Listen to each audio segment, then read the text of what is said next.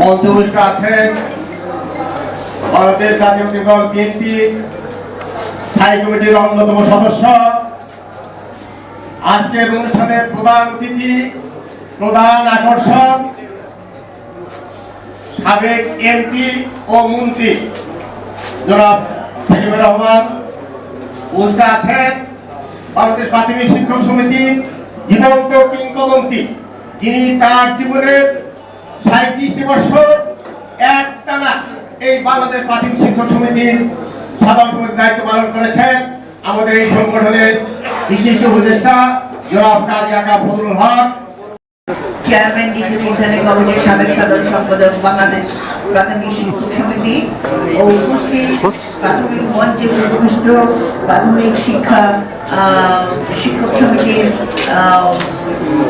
Senior নেতৃবৃন্দ, উপস্থিত প্রাথমিক শিক্ষক সমিতির প্রতিনিধিবৃন্দ, উপস্থিত সুধীমন্ত্র, এখানে কিছু পলিটিক্যাল আমাদের বিএনপি নেতৃবৃন্দ আছেন, পরিচয় আসলে নির্বাহী কমিটির মেম্বার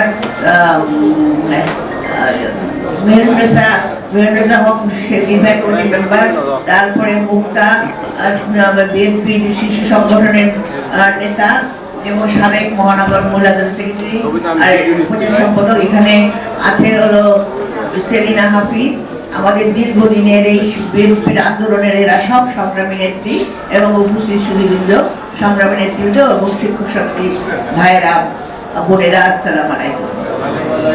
আজকে আমাদের খুব ভালো লাগলো আপনারা আমাকে এখানে আমন্ত্রণ জানাতে, আমি খুব আনন্দিত, কারণ আজকে আপনাদের এই যে প্রাথমিক শিক্ষক সমিতি যারা সমাজ গড়ার প্রধান কারিগর, কারণ আপনারা কিন্তু প্রথম সন্তানদের হাতে নেন, স্কুলে বাচ্চারা যায়, সেখানে প্রাথমিক শিক্ষা, তার মানসিকতা, তার মূল্যবোধ, তার নৈতিক অবস্থান সবকিছু পর্যালোচনা এবং পরিবেশনা আপনারা করেন এবং আপনাদের হাতে কিন্তু সে একটা নতুন মানুষের জন্ম নেয়, পরবর্তীতে অন্য স্কুলে যায়। কাজে আপনারা হলেন আমার দেশ গড়ার কারিগর, আমাদের সমাজ গড়ার কারিগর। আপনারা জানেন যে আজকে আমরা মুক্ত নিঃশ্বাসে কথা বলতে পারছি না, এটা আজকে 21শে ফেব্রুয়ারির মাস। আমি অমর একুশের শহীদদের প্রতি শ্রদ্ধা জ্ঞাপন করছি এবং আমাদের এই যে দীর্ঘ আন্দোলনের যেসব সংগ্রামী ভাই বোনেরা যারা গুম খুন অত্যাচারিত হয়েছে, জেল খেটেছে, নির্যাতিত, শহীদ হয়েছে, তাদের প্রতি শ্রদ্ধা জ্ঞাপন করছি। একই সঙ্গে যে শ্রদ্ধা জ্ঞাপন করছি আমি এই যে ছাত্র জনতার আমাদের জুলাই বিপ্লবে যে গণ অভ্যুত্থান হলো, সেই অভ্যুত্থানে যারা রক্ত দিয়ে, বুকের রক্ত দিয়ে আজকে আমাদের জন্য মুক্তভাবে কথা বলার জন্য একটা দেশ দিয়ে গেছেন, তাদের প্রতি শ্রদ্ধা জানাই এবং অভিনন্দন জানাচ্ছি। এই মুক্ত পরিবেশে আজকে আমরা কথা বলতে পারছি, কিন্তু আপনারা দীর্ঘ 17 বছর আপনারা কিচ্ছু করতে পারেন নাই, কারণ আপনাদের উপর একটা দুঃশাসন, একটা ফ্যাসিস্ট সরকার, যারা কথা বলতো না, যাদের মেইন কাজ ছিল মানুষকে হত্যা করা, নির্বাচনে নিপীড়ন করা, গুম খুন করা, গুম করা, হত্যা করা, এমনকি নারী ধর্ষণ, নারী অপহরণ শুরু করে সমাজের শিশুকে নষ্ট করে চাঁদাবাজি, আমাদের দেশ থেকে সম্পদ লুটে বিদেশে পাচার করা থেকে শুরু করে এমন কোনো হীন অপকর্ম নাই যে তারা করে নাই।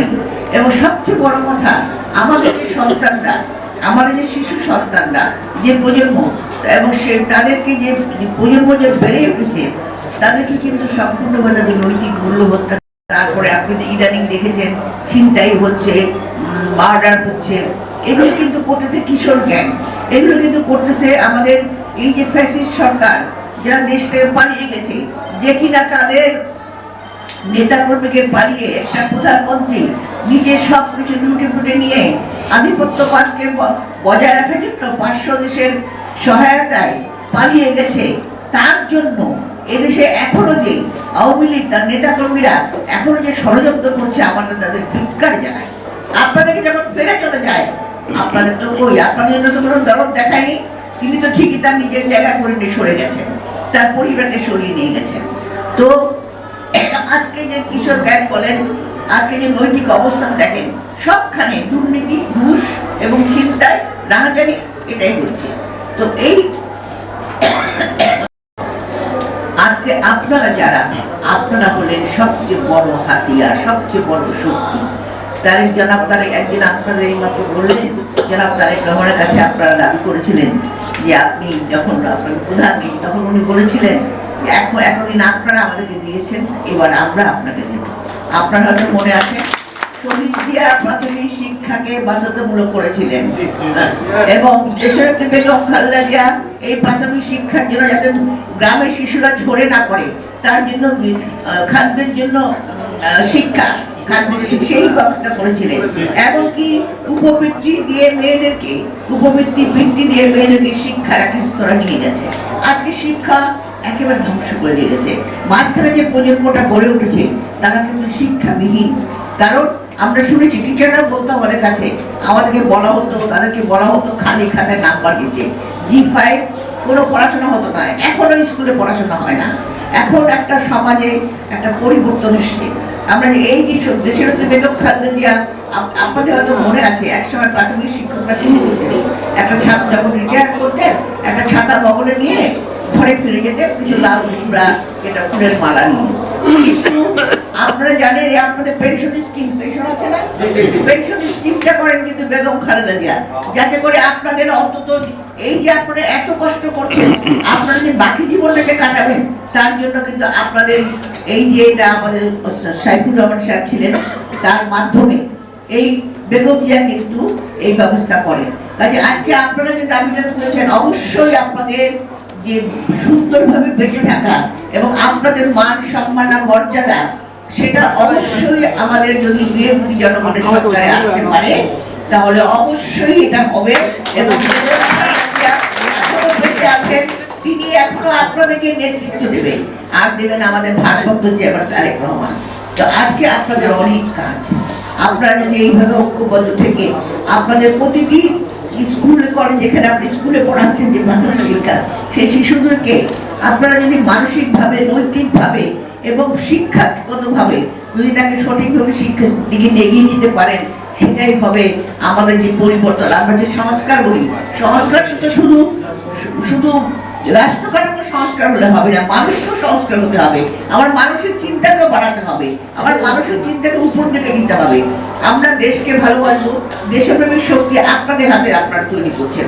কাজে আপনারা সেই দেশপ্রেমিক শক্তিকে যাতে তারা সত্যিকারের লেখাপড়া শিখে একটা মানুষ হিসাবে সমাজে আগামী দিনে যে যেখানে কাজ করুক না কেন সেই কাজে যদি তার ন্যায় নীতি এবং বিবেক বোধে কাজ করতে পারে, বাংলাদেশের যে ঐতিহ্য শিক্ষার মূল্যবোধ, যে মূল্যবোধে আমরা বড়দের সালাম করতাম, শিক্ষকদের সম্মান করতাম, মাঝখানে কি ছিল?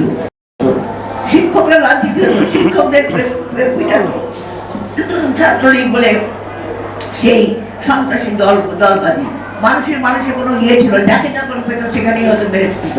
কিন্তু শিক্ষকদের মর্যাদা দেওয়া, শিক্ষক যে আমার গুরু, বিশেষ করে প্রাথমিক শিক্ষা হলো সবচেয়ে বড় প্রথম যে মানদণ্ডটা, আমার শিক্ষার প্রথম গুরু হলো প্রাথমিক শিক্ষক। কাজেই সেই শিক্ষককে সেই সম্মান দিতে হবে।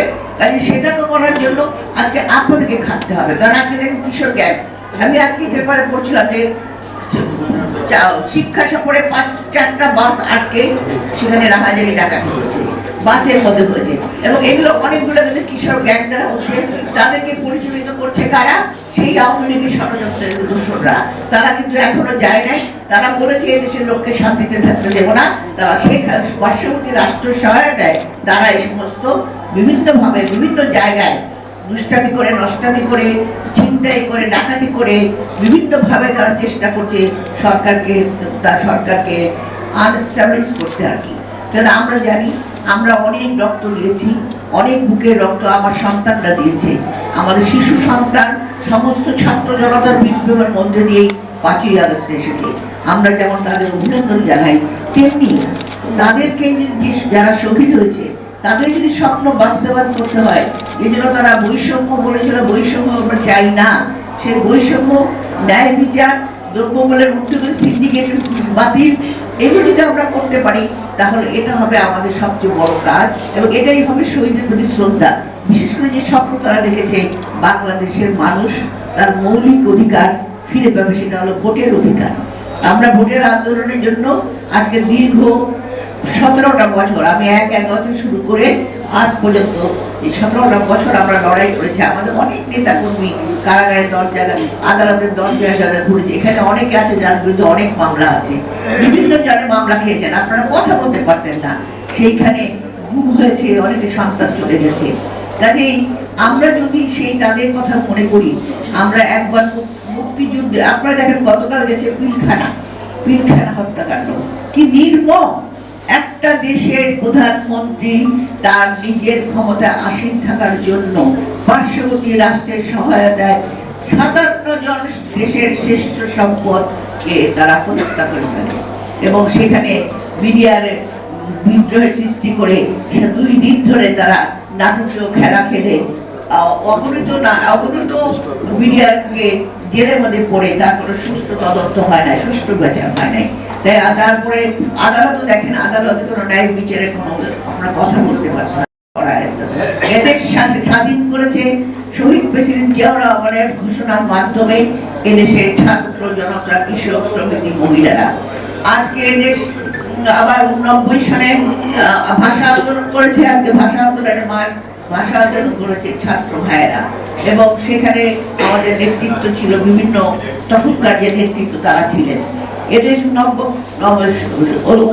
গণ আন্দোলন, হ্যাঁ নেতৃত্ব ছিল হয়তো, কিন্তু সেখানেও ছাত্ররা করেছিল সবচেয়ে বড় গণ আন্দোলন। তারপরে 90 দেখেন সেখানেও ছাত্র সমাজ, কিন্তু তারা এগিয়ে এসেছে। বেগম খালেদা জিয়া 9.5 বছর রাজপথে হেঁটেছে, শেষে ওই ছাত্ররাই কিন্তু তার দুই হাতের শক্তি হয়ে 90 স্বৈরাচারকে ফেলেছিল। আর এবারও দেখেন 15 বছর 17টা বছর আমরা আন্দোলন করেছি, অনেক ত্যাগ তিতিক্ষা আমরা করেছি, তারপরেও দেখেন জনাব তারেক রহমান সমস্ত জনগণকে ঐক্যবদ্ধ করেছে এবং এই যে বৈষম্য, এই যে হত্যা, এই যে লাঠিয়াল বাহিনী, এই যে হেলমেট বাহিনী, এদের বিরুদ্ধে অত্যাচারিত হয়ে ইউনিভার্সিটিতে কোনো শিক্ষা ছিল না, বিশ্ববিদ্যালয়গুলোতে যাকে তাকে মেরে ফেলতো, যখন তখন নানা রকম অবিচার অন্যায় নিপীড়ন হতো। এরা যে ঘুরে মরে অবশেষে তারা দেখেন শেষ করে ছাত্রদের মাধ্যমে, যখন ছাত্ররা লাগলেন, যখন তাদের গুলি চললো, তখন যে আমাদের যে এক দফা, তারাও এক দফা ঘোষণা করলো, কারণ তারা জানে শেখ হাসিনা ফিরে আসলে আর কাউকে রাখবে না বাংলাদেশে। তো আজকে তারা করেছেন, তাদেরকে যেমন অভিনন্দন জানাই, একই কথা বলবো আজকে ছাত্রদের, ছাত্রছাত্রীদের উদ্দেশ্যে। কারণ আমি এটা বলতে চাচ্ছি এই জন্য, আমি শুনেছি ইদানিং মানে মাস্টাররা, যদিও তারা মাস্টাররা তো সম্পূর্ণ রকম দলীয়করণ হয়ে গেছিল, আর যারা ছিল মানে যারা ছিল নিরপেক্ষ তারা কথা বলতে পারতো না। তো মাস্টারদের সম্মান করে না, যখন যেখানে সেখানে আজকাল নেমে পড়ে, তোমরা কাজ শেষ হয়েছে, তোমরা ফিরে যাও, ফিরে গিয়ে লেখাপড়া শেখো, তোমরাই আসবে আগামী দিনের এদেশের পরিচালক, এদেশকে তোমরা গড়ে তুলবে। কারণ তরুণ প্রজন্মরা বারে বারে আমাদেরকে প্রমাণ দিয়েছে বাংলাদেশে কোনো রকম কোনো স্বৈরাচার থাকতে পারে না। কাজেই আল্লাহ তাআলা এটা বলে 12 আউলিয়ার জায়গা, সেই যে কারণে আপনারা দেখেন অনেক অত্যাচার অবিচার দীর্ঘ 53 বছর আমরা সংগ্রাম করেছি একটা গণতান্ত্রিক একটা রাষ্ট্র তৈরি করার জন্য। এর মাঝে শহীদ এসেছেন, তিনি বহুদিনের গণতন্ত্র দিয়েছিলেন। বেগম খালেদা জিয়া আবার এসে স্বৈরাচারের হাত থেকে মুক্ত করে গণতন্ত্র দিয়েছিলেন। এবারও আমাদের ভারপ্রাপ্ত চেয়ারম্যান জনাব তারেক রহমান, আমাদের দেশনেত্রী বেগম খালেদা জিয়া সেই জন্য লড়াই করে আপোষ নামে খালেদা জিয়া আজকে মৃত্যুর মুখে লড়াই করছে শুধুমাত্র তার আপোষহীন থাকার জন্য। উনি যদি আপোষহীন না থাকতেন, উনি যদি জনগণের কোনো চিন্তা না করতেন, তাহলে কিন্তু অন্যরকম হতো দেশটা। সেখানে শেখ হাসিনাকে নিয়ে তৎকালীন সেনা সমর্থিত সরকার তাদের ক্ষমতায় আনে এবং তারপর থেকে আসে একের পর এক। আমি আজকে আমার সত্যি কথা, আমি অনেক দূরে যেতে হবে, তো সেইখানে যাবো বলে আমি, আমার খুব ভালো লাগলো আপনাদের সঙ্গে এসে।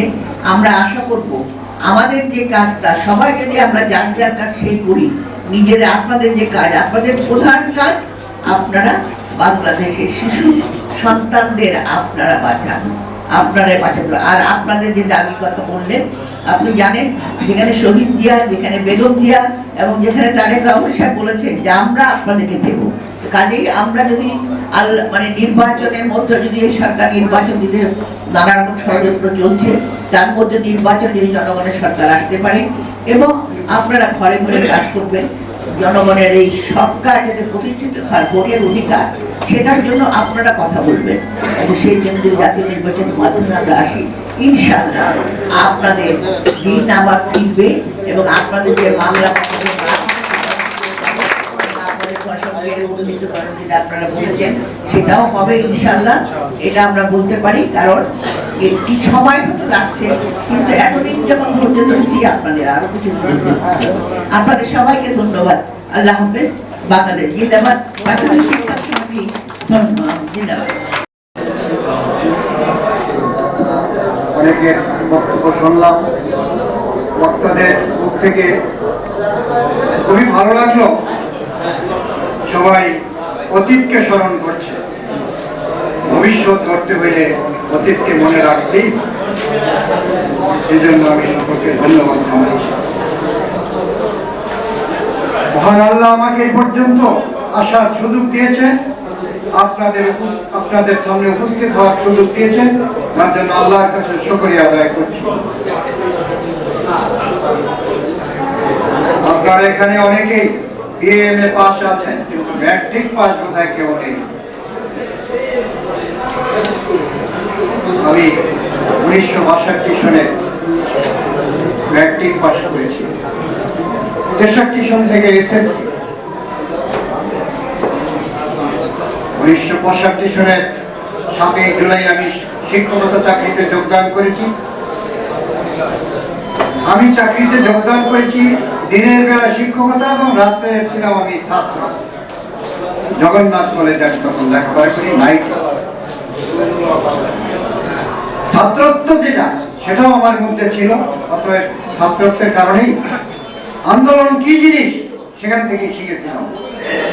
শিক্ষকতায় যোগদান করে যখন দেখি আমার বেতন 60 টাকা, আমি ম্যাট্রিক পাস, আমার পাশে আরেকজন ম্যাট্রিক পাস অফিসের কেরানি, তার বেতন 110 টাকা।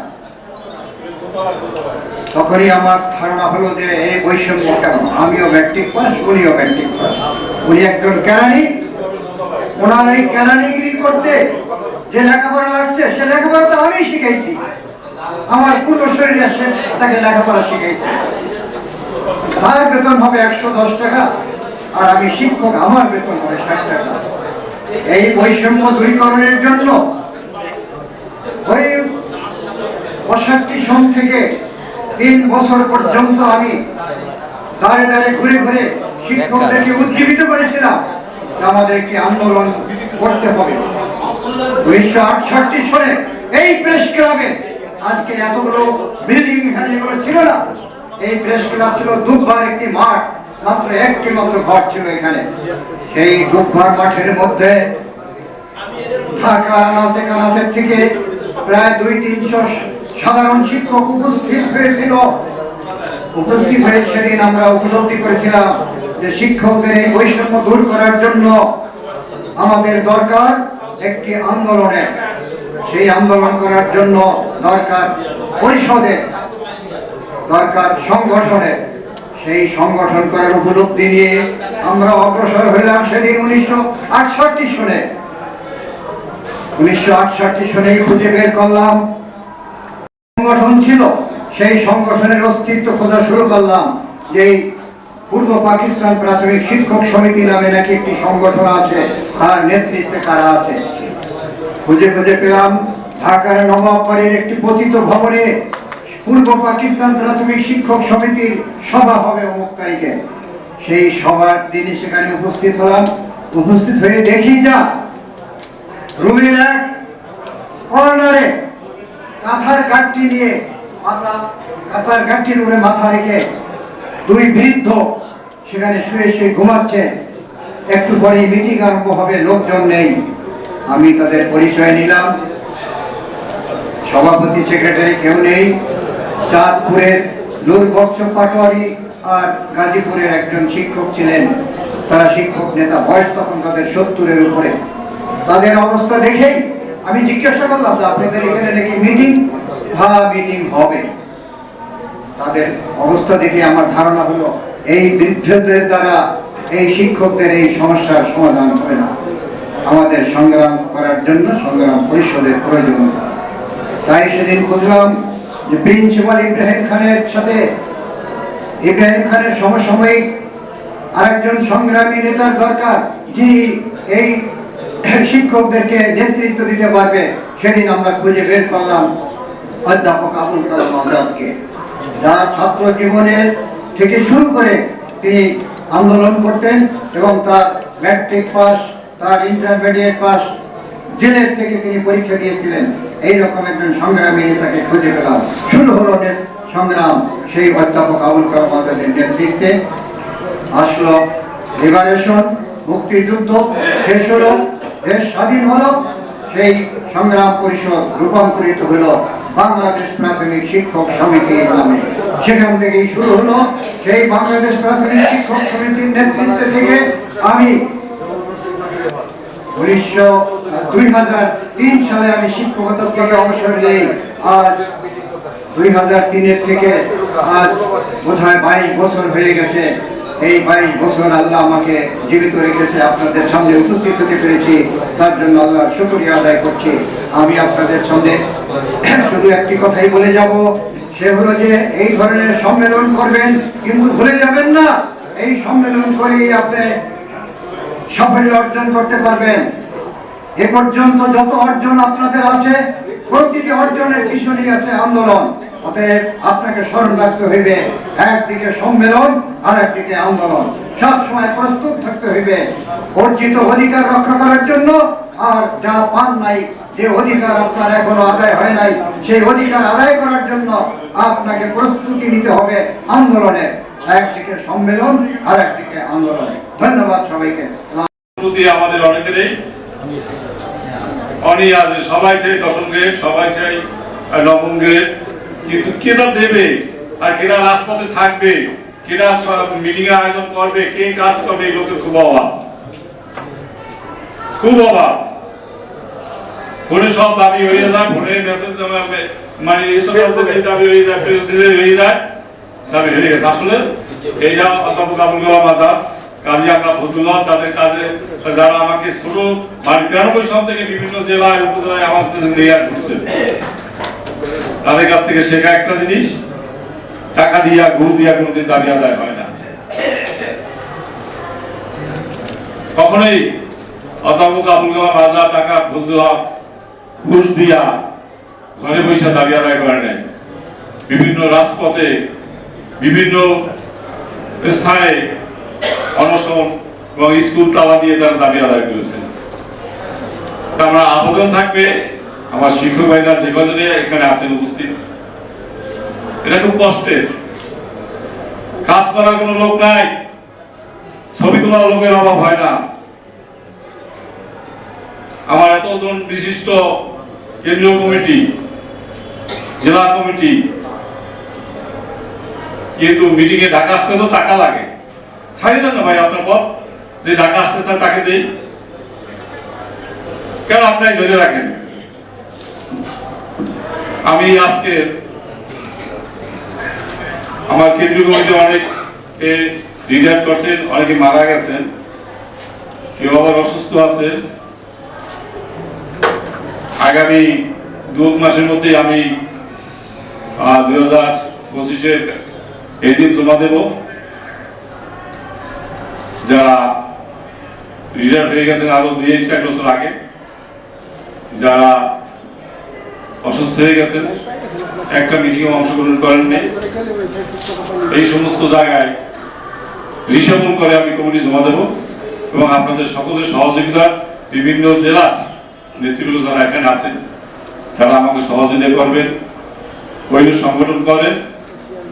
নাহলে এটা তো কেউ চাকরি না, আপনাকে মিটিং আসতেই হবে, আপনাকে সংগঠন করতেই হবে, এটা তো আসলে না, এটা সেবামূলক প্রতিষ্ঠান। আর্থিক, কায়িক শ্রম, এই সমস্ত কিছু ব্যয় করে বাংলাদেশ প্রাথমিক শিক্ষক সমিতির কর্মীরা কাজ করেন। কাজেই আজ পর্যন্ত অধ্যাপক আবুল কালাম আজাদ, কাজী আকা ফজলুল হককে শুরু করে আজ পর্যন্ত নুরুল হক স্যার ছিলেন আমার অগ্রজ এবং আমরা কখনোই চাঁদাবাজি করিনি। জেলা পর্যায়ের নেতৃবৃন্দ বিভিন্ন সময় সহযোগিতা করে থাকেন, উপজেলার নেতৃবৃন্দ সহযোগিতা করেন, এই সহযোগিতা এই সংগঠন এতদূর আসছে। বিভিন্ন সংগঠনের নামে যে চাঁদাবাজি গুজব, ফেসবুকে মেসেঞ্জারে চাঁদাবাজি খুললে দেখা যায় যে কারা কি করতেছেন। কাজেই অন্তত আপনারা এই তৃপ্তিটা আছে, বাংলাদেশ প্রাথমিক শিক্ষক সমিতি রুজওয়ান আনসারি কোনো চাঁদাবাজি নেই। কাজেই যারা ইলেকটিভ আছে তাদেরকে আবারও বলবো, যদি আপনারা আসলেই যদি কাজ করার জন্য প্রস্তুত না থাকেন, দয়া করে আপনার তাদের ব্যাপারে আপনারা আমাকে সিদ্ধান্ত নিতে হবে। কেননা সংগঠন চললে চলার মতো যে লোকগুলো আসেন, যে লোকগুলো আগাই আসেন, যে লোকগুলো কাজ করেন তারাই করেন। যারা আসেন না মাঝে মাঝে ফোনে খবর নেন কোথায় কি, আসলে এভাবে হইতে দেওয়া যায় না। কাজে আমি আপনারা যারা এখানে উপস্থিত আছেন তাদের সকলের জ্ঞাতার্থে আগামী এপ্রিল মে মাসের মধ্যে 24-এর এজিএম জমা দেব। ধন্যবাদ সকলকে। আজকের মধ্যে এখানে প্রতিনিধি সভা সমাপ্ত ঘোষণা করব।